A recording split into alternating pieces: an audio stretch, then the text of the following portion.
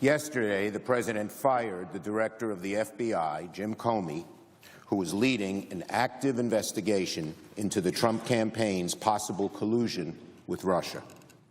The President provided no reasoning for the firing other than he had the recommendation of his Attorney General, who has already had to recuse himself from the Russia investigation for being too close to the President, and his Deputy Attorney General, Rod Rosenstein.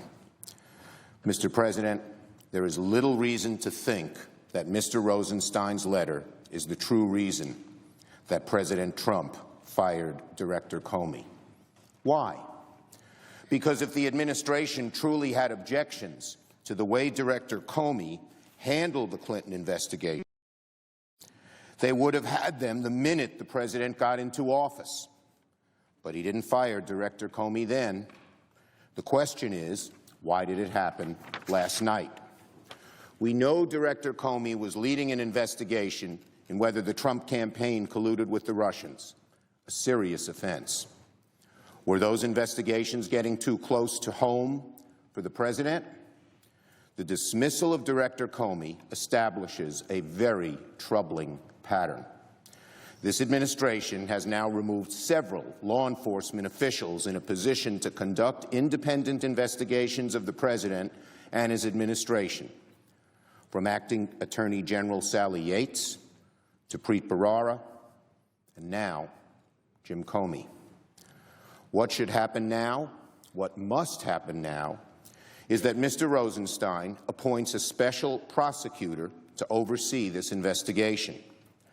Deputy Attorney General Rosenstein sat in the Judiciary Committee and promised to appoint a special prosecutor at the appropriate time. He said, quote, "I'm willing to appoint a special counsel whenever I determine that it's appropriate." So my colleague, Senator Coons, asked him, would you agree that it's vital to the assurance of confidence in our democracy and law enforcement system that any investigation into these matters be fair, free, thoroughly, and politically independent? Mr. Rosenstein answered, yes, I do. If there was ever a time when circumstances warranted a special prosecutor, it is right now. Mr. Rosenstein already expressed concern that Director Comey damaged the integrity of the FBI. The Attorney General has already had to recuse himself from the investigation for being too close to the President. If Mr. Rosenstein is true to his word, that he believes this investigation must be, quote, fair, free, thorough, and politically independent, if he believes, as I do, that the American people must be able to have faith in the impartiality of this investigation, he must appoint a special prosecutor and get his investigation out of the hands of the FBI and far away from the heavy hand of this administration. Mr. Rosenstein has the authority to appoint a special prosecutor right now. He needs no congressional authorization. This would simply be a step that he could take, as outlined in the Department of Justice guidelines and in a law passed after Watergate, to get an independently minded prosecutor who would be insulated from various pressures.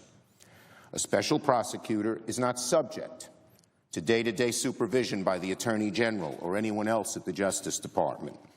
That means the special prosecutor would have much greater latitude in who he can subpoena, which questions they ask, how to conduct an investigation. The special prosecutor can only be removed for good cause, such as misconduct, not to quash the investigation. Third, there is built-in congressional oversight. Congress is notified whenever a special counsel is appointed, removed, or finished with the investigation. The appointment of a special prosecutor would be a welcome step in the right direction, but it is not the only action that should be taken. There are a great many outstanding questions about the circumstances of Director Comey's dismissal, the status of the executive branch investigation into the Trump campaign ties to Russia, and what the future holds for these investigations. So I will be requesting that the Majority Leader call a closed and, if necessary, classified session, all senators briefing.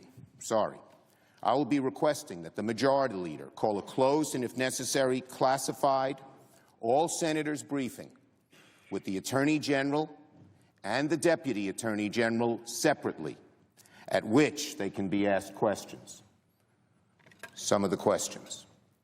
Why was Attorney General Sessions, who had recused himself from the Russia investigations, able to influence the firing of the man conducting the Russia investigation? Did Deputy Attorney General Rosenstein act on his own or at the direction of his superiors or the White House? Are reports that the President has been searching for a rationale to fire the FBI director for weeks true? Was Director Comey's investigation making significant progress in a direction that would cause political damage for the White House? Why didn't the President wait for the Inspector General's investigation into Director Comey's handling of the Clinton email investigation to conclude before making his decision to fire him? Was this really about something else? No doubt we'll have an opportunity to question Mr. Comey, now a private citizen, about what happened. But we need to hear from this administration and about what happened and why, and what is going to happen next. And that is why, again, I am requesting that the Majority Leader call a closed and, if necessary, classified all sessions briefing with the Attorney General and the Deputy Attorney General, at which they can be asked these questions. I hope the Majority Leader agrees with me that we need to get to the bottom of this and get a handle on all the facts so that we can grapple with him. I remind him and my Republican friends that nothing less is at stake than the American people's faith in our criminal justice system and the integrity of the executive branch of our government. I yield the floor.